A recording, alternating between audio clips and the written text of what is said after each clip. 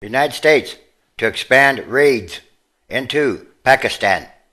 Senior American military commanders in Afghanistan are pushing for an expanded campaign of special operations ground raids across the border into Pakistan's tribal areas, an extremely risky strategy reflecting the growing frustration with Pakistan's efforts to root out militants there.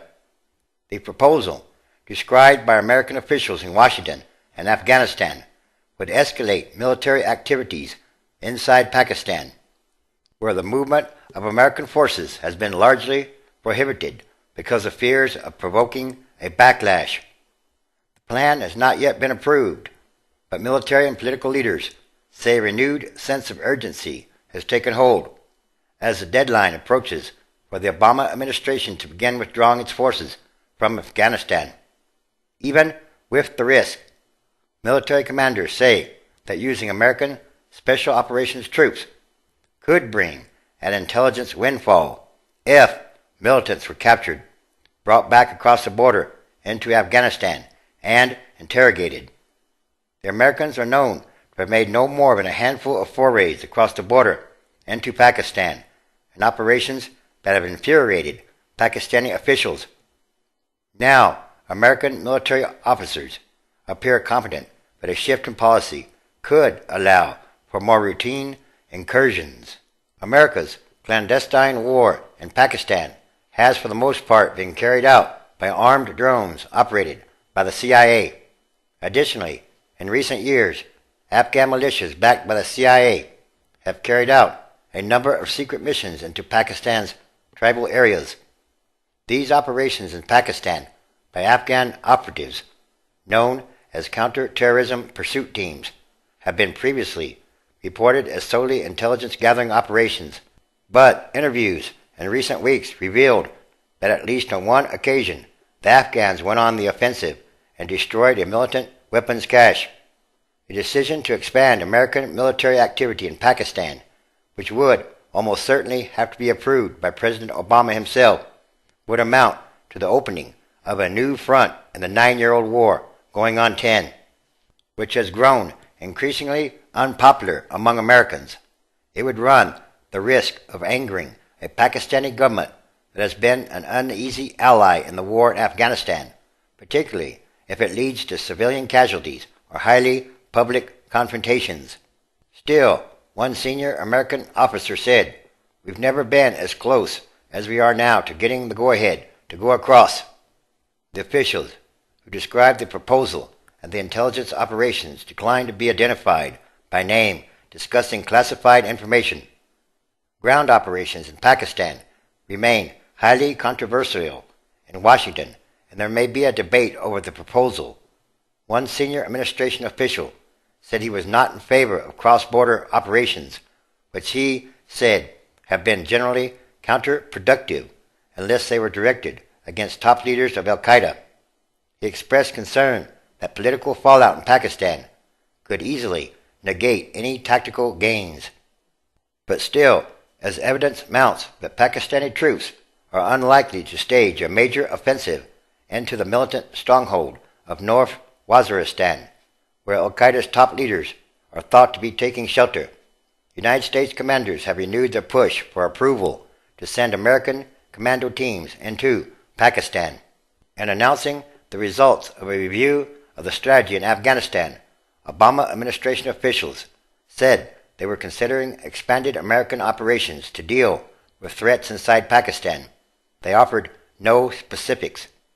In interviews in Washington and Kabul, American officials said that officers were drawing up plans to begin ground operations to supposedly capture or kill leaders from the Taliban and the Haqqani network.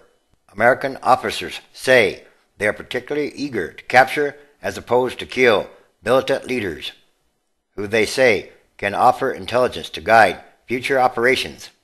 Even before finalizing any plans to increase raids across the border, the Obama administration has already stepped up its air assaults in the tribal areas with an unprecedented number of CIA drone strikes this year. Since September, the spy agency has carried out more than 50 drone attacks in North Waziristan and elsewhere, compared with 60 strikes in the preceding 8 months. In interviews, the officials offered a more detailed description of 2 operations since 2008 in which Afghans, working under the direction of the CIA, a militia called the Paktika Defense Force, crossed the border into Pakistan.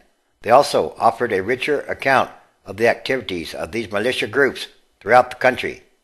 According to an Afghan political leader, one of the raids was initiated to capture a Taliban commander working inside Pakistan. When the Afghan troops reached the compound, they did not find the Taliban commander, but the Pakistani militants opened fire on them, the Afghan said. An American official disputed this account, saying that the CIA militias are not sent over the border to capture militant leaders, but supposedly to gather intelligence.